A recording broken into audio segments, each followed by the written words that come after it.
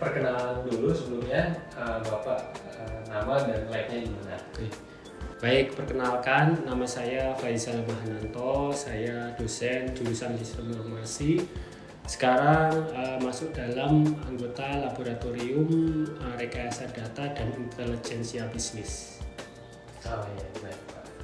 Nah, untuk pertanyaan yang pertama ini, Bapak waktu dulu itu merupakan mahasiswa SI ya Pak? Nah, itu dulu itu angkatan berapa dan apakah ada pengalaman menarik selama menjadi mahasiswa SI dulunya? Baik, saya S1 lulusan dari jurusan Sistem Informasi, masuk tahun 2004, jadi angkatan keempat, lulus tahun 2008, ya, jadi sebagai angkatan keempat. Kemudian pengalaman yang menarik bagi saya mungkin saat selama 4 tahun di perkuliahan, selama liburan saya tidak pernah merasakan liburan, ya, karena setiap liburan selalu ada kegiatan.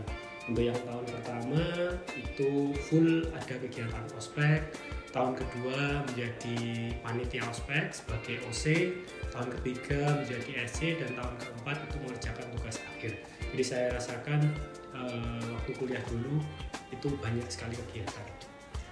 Nah,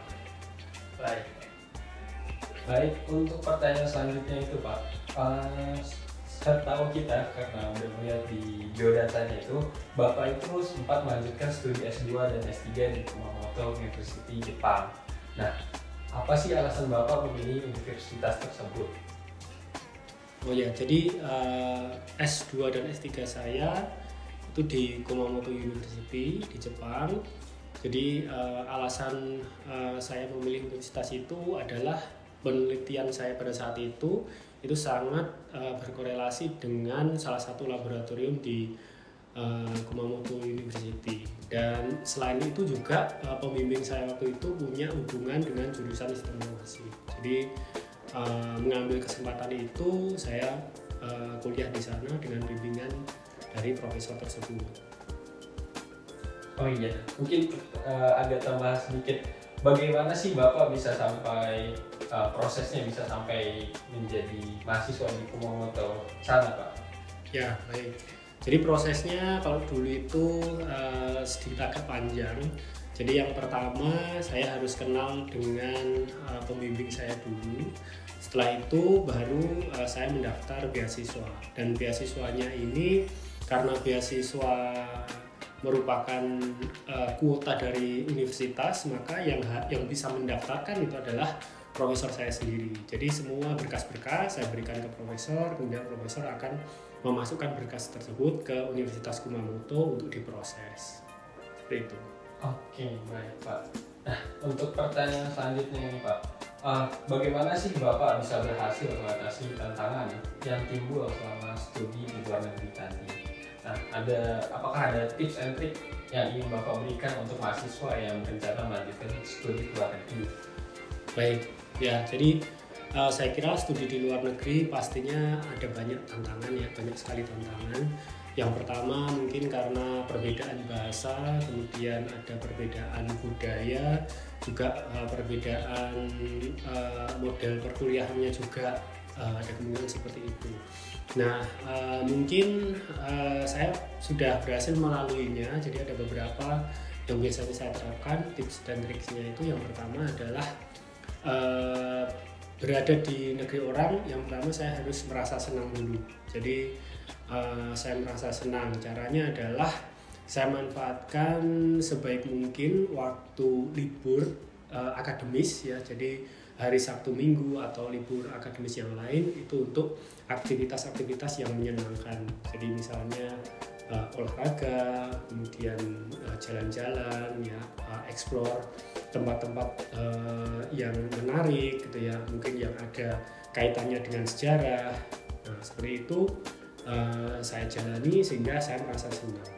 Kemudian yang kedua mungkin yang bisa saya lakukan itu adalah membina hubungan baik dengan profesor, dengan teman satu laboratorium, teman satu universitas, kemudian juga dengan dosen-dosen yang lain, dan saya merasakan banyak manfaatnya ketika saya membina hubungan baik dengan mereka. Ketika saya ada masalah di bidang akademis, mereka akan dengan senang hati untuk membantu. Nah, untuk tadi itu Pak, tips and trick yang ingin Bapak berikan untuk mahasiswa yang berencana melanjutkan ke luar negeri itu seperti apa Pak? Baik. Ya, saya kira tantangan untuk mahasiswa sekarang yang ingin kuliah di luar negeri sedikit berbeda dengan tantangan saya dulu, di mana tantangan saya dulu mencari beasiswa itu tidak mudah ya, jadi ketersediaannya sedikit. Nah, sekarang mungkin ketersediaannya itu sudah sangat banyak gitu ya. Bahkan bermacam-macam modelnya, ada yang exchange itu juga sangat banyak. Sehingga bagi mahasiswa yang ingin kuliah di luar negeri, saya kira kemampuan bahasa Inggris itu ditingkatkan dulu ya. Kemudian aktif ya mencari kemungkinan ya, dan keterkaitan atau kecocokan dari bidang ilmu itu sendiri. Kemudian karena tadi aktif, maka sudah mulai untuk mencoba apply gitu ya, meskipun kemungkinan diterimanya kecil nggak apa-apa, di apply dulu. Yang penting mahasiswa sudah punya bekal kemampuan bahasa Inggris yang bagus dan sudah mencari sudah ada keinginan untuk kuliah di mana. Oke Pak. Untuk pertanyaan selanjutnya Pak, momen apa sih yang paling berkesan atau pengalaman yang paling berharga menurut Bapak ketika menjadi pendidik di sistem informasi ini atau di luar mungkin? Ya, baik. Ya, jadi sebagai pendidik ini sebenarnya salah satu mimpi saya dulu gitu ya. Jadi mimpinya ada banyak ya. Salah satunya sebagai pendidik karena dulu sejak kecil itu saya suka meneliti gitu ya, menemukan sesuatu, saya suka sekali, dan memberitahu orang lain terhadap temuan itu, dan itu memang ada di pendidik gitu ya. Jadi saya suka meneliti, menemukan sesuatu yang baru, kemudian menyebarluaskan dan membagikan ilmu tersebut ke mahasiswa. Jadi kegiatan itu sangat berkesan sekali.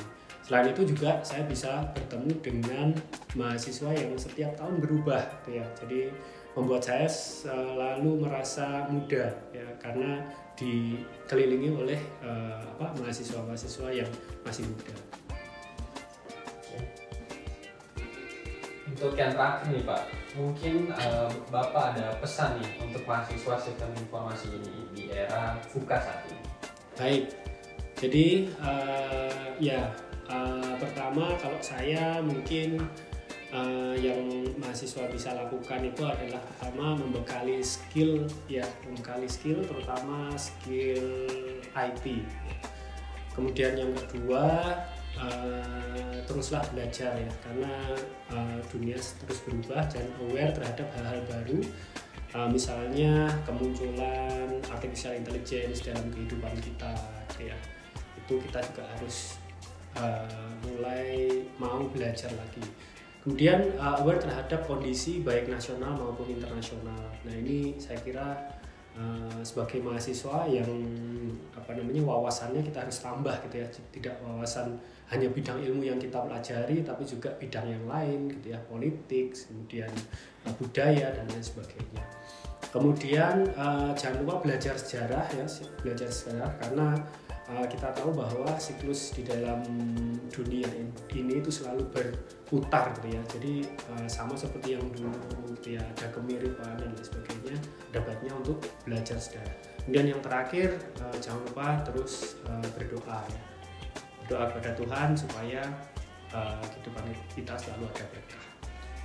Terima kasih.